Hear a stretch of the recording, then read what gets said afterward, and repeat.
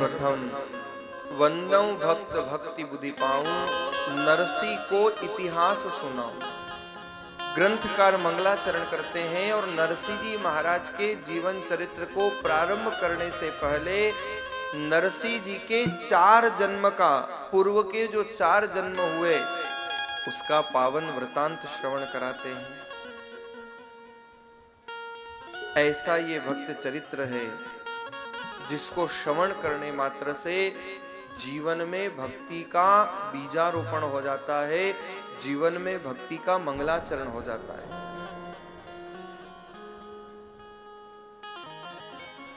क्या है ये भक्त चरित्र? न पीने पिलाने न खाने में है, न किस्से कहानी सुनाने में है। अरे भक्तों, जीवन का असली आनंद तो भक्त चरित्र में डूब जाने में है, भक्त चरित्र में डूब जाने में है। ये ऐसी भक्ति भागीरथी है जिसमें गोता लगाने मात्र से जीवन का कल्याण हो जाता है। नरसिंह को इतिहास सुनाऊं। नरसिंह जी के 4 जन्म का वृतांत शास्त्रों में प्राप्त होता है। सबसे पहले कौन थे नरसिंह जी महाराज? आप लोगों ने श्रीमद् भागवत महापुराण का पावन प्रसंग जीवन में कभी न कभी श्रवण किया होगा। भागवत में कथा आती है दशम स्कंद के अंतर्गत, जब द्वारिकाधीश द्वारिका का निर्माण करते हैं और भगवान के विवाह से पूर्व जरासंध ने भगवान पर 17 बार आक्रमण किया।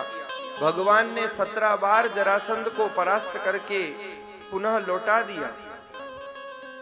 18वीं बार जब जरासंध आक्रमण करता है तो अपने मित्र काल्यवन को साथ में लेकर के आक्रमण करता है।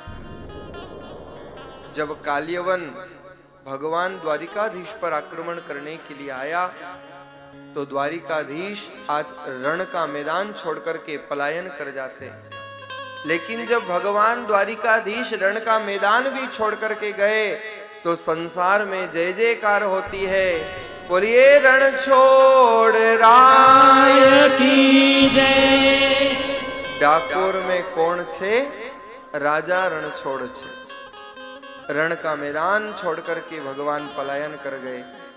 लेकिन जब गए तो एक अंधेरी गुफा में प्रवेश करते हैं, जिस गुफा में महाराज मुचकुंद शयन कर रहे थे। और महाराज मुचकुंद को वरदान मिला था, जब देवासुर संग्राम में देवताओं की सहायता करते करते महाराज मुचकुंद थक गए तो देवताओं से कहा कि आप ऐसा वरदान दीजिए कि मैं अब थक चुका हूं, विश्राम करना चाहता हूं। जो भी मेरी नींद में विघ्न करे मैं उसे देखूं और वो जल करके भस्म हो जाए। यही वरदान महाराज मुचकुंद ने मांगा। और जब द्वारिकाधीश गुफा में प्रवेश करते हैं, महाराज मुचकुंद तो शयन कर रहे थे। भगवान ने अपना पीतांबर महाराज मुचकुंद के ऊपर डाल दिया। लेकिन जैसे ही पीछे से काल्यवन आया तो उसे लगा कि मेरे से छुप कर के और ये ग्वाला यहाँ पर पीतांबर ओढ़ करके सो रहा है। काल्यवन ने बड़ी जोर से चरणों का प्रहार किया। लेकिन जैसे ही पाद प्रहार किया, महाराज मुचकुंद की आंखें खुलती है और काल्यवन जलकर के भस्म हो जाता है।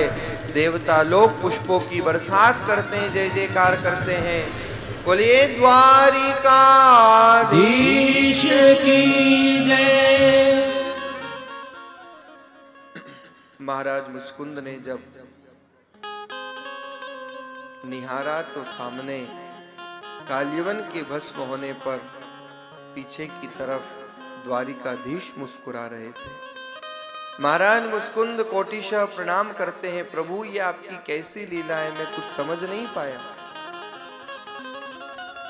भगवान ने काल्यवन को महाराज मुचकुंद के माध्यम से मौत के घाट उतार दिया।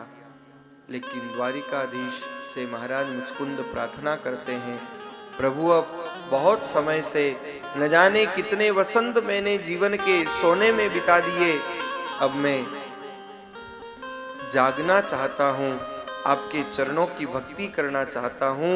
प्रभु आप अपने चरणों की भक्ति प्रदान करिए, मुझे भी आप वैकुंठ प्रदान करिए। लेकिन भगवान ने कहा, महाराज मुचकुंद, अभी कलयुग में जाकर के तुम्हें भक्ति का प्रचार प्रसार करना है, और जब तुम्हारे द्वारा भक्ति का प्रचार प्रसार होगा तो मैं तुम्हें अवश्य भक्ति का वरदान प्राप्त करूंगा, और उसके पश्चात अपने लोक में तुम्हें स्थान प्रदान करूंगा। वही सतयुग के महाराज मुचकुंद, द्वापर में जो मुचकुंद बनकर के आए, आज भगवान की कृपा से कलयुग में अवतार लेते हैं। नरसिंह जी महाराज के जीवन के पूर्व के जो 4 जन्म हैं, सबसे पहले जो महाराज मुचकुंद के रूप में धराधाम पर आए, और वही महाराज मुचकुंद कलयुग में महाराज सुभद्र के रूप में जन्म लेते हैं। ग्रंथकार वर्णन करते हैं,